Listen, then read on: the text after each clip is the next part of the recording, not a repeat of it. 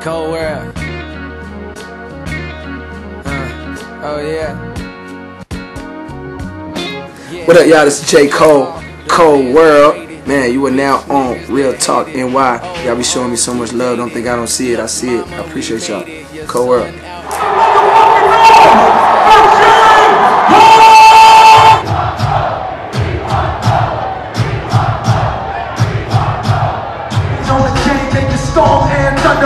Grab an umbrella, bitch, and go stand under and bundle up. It's gonna be a cold ass summer. Shit, you niggas so last summer. On to the new, on to the new shit. Chigga wouldn't even take my CD when he see me 2 years later. Bitch, we made it all on to the blueprint. Shit, now how's that for persistence? Cold world coming, call back for persistence. Same broads used to hang up on my walls. Now they come up out your drawers. How's that for a mistress? Shit. What statement you trying to make with your debut album right now? What statement? Yeah. That's a good question. I think I'm trying to make a couple of statements. One is like on a personal level. I'm trying to show. I'm all about like show and prove. So I want to show anybody that might have doubted, even whether it's like anybody try to put me in a box, like whether it be my fans or my critics, and like things that I can't do or things they thought I wouldn't do. I'm trying to break out of that right away off the first album and show you that like I'm not limited. I'm not just gonna be this type of artist or whatever. There's a balance. And secondly, I want to make a statement that like authentic hip hop, like storytelling and stuff with meaning and it can succeed. It can be commercially successful.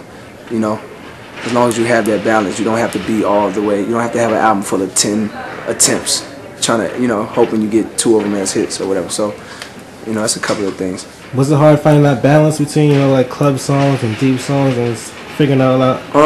Honestly, it came pretty natural. The only hard thing was just finding a single to decide and go with, but the actual process of the balance was easy. Like I had Can't Get Enough last year. Mr. Nice Watch came the last week of the album. I had Breakdown for a while, but then I made, it's like it wasn't hard. I didn't have to struggle to do the balance. I think I naturally want to be that artist anyway, so it's just like what I was working towards.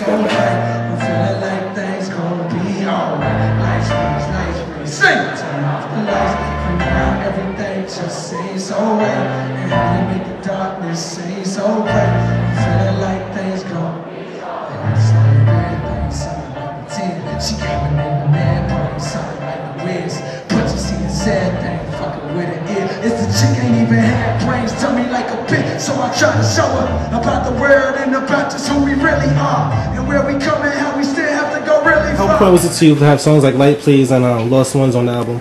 It's very important because especially Lights Please, well, both of those songs represent who I am as an artist. So when history's told, when the story's told 10 years from now, I hope they talk about my mixtapes because they sound like albums, but just in case they not, I want them to talk about Lights Please on that first album. You know what I'm saying? Like that song represents me and who I am as an artist, same as Lost Ones. So those are the core of who I am. I could do the club stuff and the party stuff and the carefree stuff, and I love doing the lyrical stuff and the bragging stuff, but I think where my heart is at as a rapper has turned into like the stories, you know what I'm saying, and like stuff that makes you think and feel. The game mad, ain't no innovation. I see my shit all in your shit, we call that imitation. And they say it's flattering, but I ain't flattered at all. Matter of fact, y'all need to purchase that bar. See my man Nate asked me if I gained weight. I said nah, my pockets got fatter, that's all. Some people hear mixtapes and consider them just as good as albums. How is this different from making Friday Night Lights? The difference is Friday Night Lights, a lot of those songs were supposed to be on the album. So the difference is you can't determine, you're not necessarily always in control, at least when you're in my position at this level of my career, you're not always in control of when your album drops. So Friday Night Lights, I can just make a decision, be like, yo, let's put it out. And then 2 weeks later, we can have it. I can finish mixing, master it, and put it out the next day. An album is more so like, you kind of just got to wait for motion, you know what I'm saying? So it's a different process. The album changed a lot of times. So what are some of the toughest things about dropping an album? Like in terms of like pressure, toughest things? Yeah, things you have to deal with. To me, it is. Well, I'm learning. I'm getting better at. But what was tough was how many hands are involved in decision making. I'm used to just putting out a mixtape, picking the artwork. You do the artwork, we drop it. You know what I'm saying? So it's like getting accustomed to all these people on the team that know what they're doing and releasing like the trust factor, you know what I'm saying? And the wait. You finish an album, you gotta wait 6 weeks or whatever for the people to hear it. That's kind of like, I'm not used to that either. So those are some of the things. Say what? Yeah, you got me feeling like a bitch on the button. Hey, bitch on the button. That don't sound legendary. Now but never resurrected dead. This for niggas who ain't satisfied with secondary. This for my sisters who ain't satisfied with secretary. I'm blowing up the bitch who steal me. What's the cost of leaving trees, nigga, feel? Everything with a record, what you nigga real quick. Funny how money chains and whips make me feel free. So it makes you more sympathetic with females. You know, like some artists will just call females hoes and just talk about how they look, but you actually think about what's going through their minds and stuff like that with songs like Daddy's Little Girl and stuff like that. Yeah. What makes you reach out to that level and get that deep?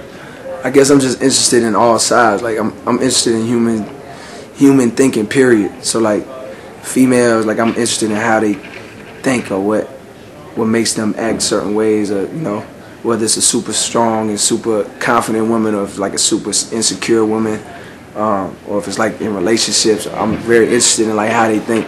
So I like to dive into that and explore that. But the same way I do that with women, I do that with males too.